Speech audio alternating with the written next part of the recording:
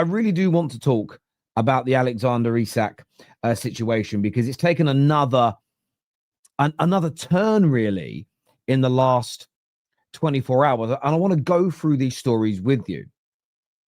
And what's now being reported is that Alexander Isak could file legal action against the claims that he was deliberately trying to sabotage Newcastle's end of the season. And this was published yesterday here by Chris Williams. It says sources informed by individuals inside Universal 22, that is a player agency, in case anybody isn't aware.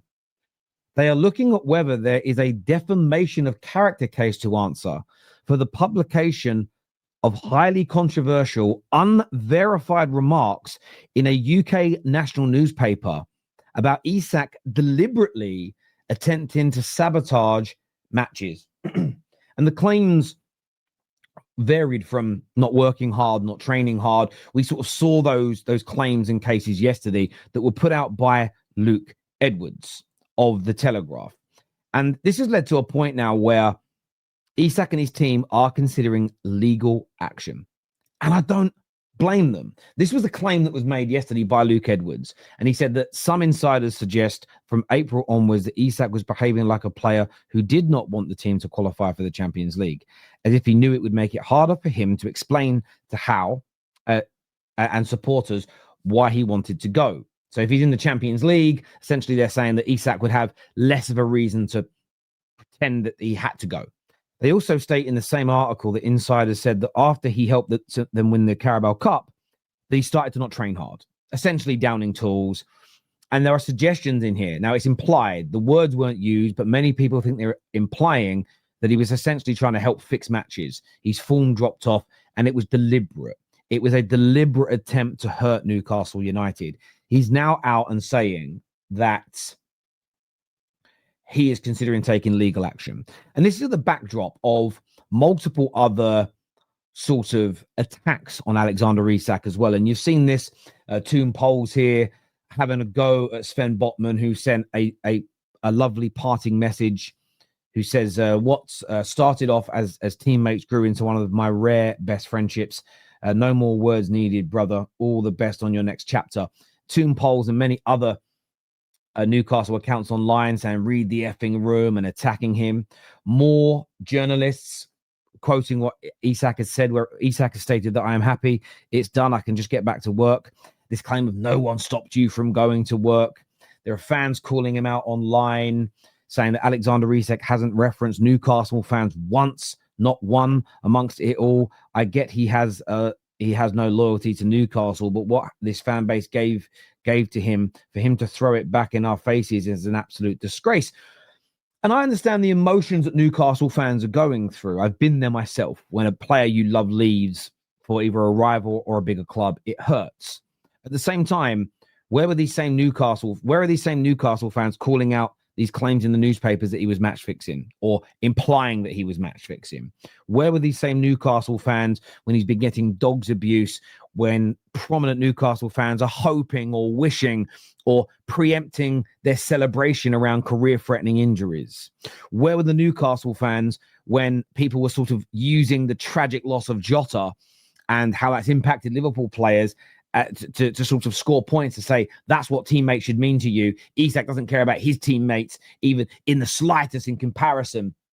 Where were these Newcastle fans there?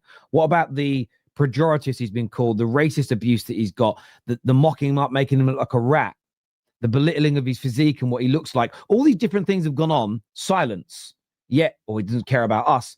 Well, maybe because he's realized you didn't really care about him. Because if you really loved him and respected him and gave him so much, you might be angry that he's going. That doesn't mean you have to abuse him. Soon as whether you're directly abusing him or you're completely ignoring it, why would he come out and say, thank you guys, I love you guys so much? You proved that you didn't like him that much. It works both ways, and it always has done in these scenarios. So I don't get it. And there are still more claims coming out from the mainstream media. Take a listen to this. Alexander Isak, Wissa, went to Newcastle, and Mark Gate's deal fell through at the final minute, who had absolutely done things completely properly, captained the side, played the night before, scored a brilliant goal, was quite emotional with his celebration. So are we saying now that this is the way that players will continue to act in the future? I think because of what's happened with Isak and what's happened with Wissa, then you will see more of that. I mean, I don't like it. No, I don't think any fan likes it. And I can't say that because of the Isak situation. I also have to mention the Wissa situation and him going to Newcastle. I don't like what the players have done when they refuse to play for their clubs and having a contract behind them whilst being paid by the football clubs. No, it's not a good look, and I don't like it. It's not a good look for football. But unfortunately, yes, you are, I think, because of those two getting the moves, particularly the Isak one, because that's been more high profile than anything I can ever remember, then players will look at that and think, well, if he or if they did it, then I can do it and I might get my move. And you're going to see more of that in the future, unfortunately. It should be like, okay, what is your feeling for the summer? Are you signing a new contract? Yes or no? If not, we're going to replace you. If we can get our replacement in, you can go. If not, you're staying put. It's as simple as that. But it seems like the power has now gone to the player all of a sudden. And even I was saying about Isak, the fact that, Newcastle probably should just accept 120, 130 million. But why should they have to? They shouldn't. He signed a contract. They don't have to. I know, but it got so bad that the fact that you're going to have a player who's unsettled, he's probably never going to want to play for the club again. The fans have basically turned on him. So now they've basically forced the club's hand to say, we might as well get 130 million from him rather than maybe 90 million in January. It's just not a good look. I don't like it. It needs to be sorted out on both fronts, both players and club. It's all a joke. Everything you just heard there is bullshit. Sorry, Micah. Sorry, Alan. Sorry, Gary. You're all chatting shit. Because of these, first of all, they use Wissa and Isak. And then straight away, Alan Shearer was like, oh no, Wissa's situation is different because it isn't as high profile. Bollocks. It isn't Liverpool's fault that they're bigger than Brentford and Newcastle combined times 10. You can't say that Isak's behaviour is worse than Wissa's because it was more high profile. Of course, it's more high profile because the two clubs involved and the player are bigger than Wissa. Doesn't make, at the end of the day, for me, if two people commit a crime, but one of those people is a more high-profile individual, doesn't mean they should get a longer or more lenient sentence. They should all be treated the same, right? But let's put that aside. Why are we pretending like players have just started going on strike this year? It set a new precedent. Hang on a minute. Off the top of my head, I can go back as far as Pierre Van Hooijdonk going on strike, Carlos Tevez, Dimitar Berbatov, Riyad Mahrez, Diego Costa. Loads of these players have done it before. Raheem Sterling, Dimitri Payet, William Gallas, top of my head. Players have been striking, refusing to strike. Harry Kane. This isn't a new thing. Why this summer, suddenly, are we overly focused on players that are forcing moves? Alan Shearer has played with people that have done it, no doubt. Either threatened to leave if they don't get the contract they want. In fact, I swear he did it. I swear he held Newcastle to ransom for a new deal. I swear Michael Owen revealed that at some point. Micah Richards most certainly has played with people that have forced moves to get to clubs. I swear he played with Carlos Tevez, but suddenly they're acting and behaving as though this is new, as though this is something that's only just started to happen. And this is the issue with the mainstream media. They forget that social media exists where we can go, okay, we've heard that, but we now have platforms ourselves to research with what they're saying is true, pull up clips from the past where they've said the opposite. And the way they've framed that on one of the biggest podcasts in the world, listened to by millions of people, that these two, Wissa and Isak, this summer have set a precedent. They haven't. This behavior has been going on my entire life in football. And I think it's an absolute abomination. It is an abomination, and it is a targeted hate campaign against Isak specifically to make him and Liverpool look bad. And do you know why I'm not jumping on the bandwagon? Part of me as a United fan wants to. Oh, let's get them. Let's get them. But we're going to set a really bad precedent that will be used against our own clubs.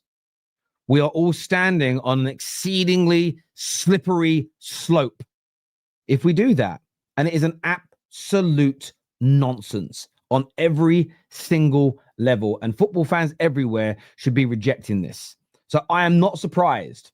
I'm not surprised to see Alexander Isak's camp looking at the potential of taking legal action against the national newspapers, talking about him deliberately sabotaging matches, especially as the article, as far as I read, maybe it's been edited by this point, didn't speak about, they didn't even say that we'd reached out to the players' camp and asked for a comment, and they refused to. Because at least then they're trying to get both sides of the story. If Isak's camp say no comment, there's not much a journalist can do.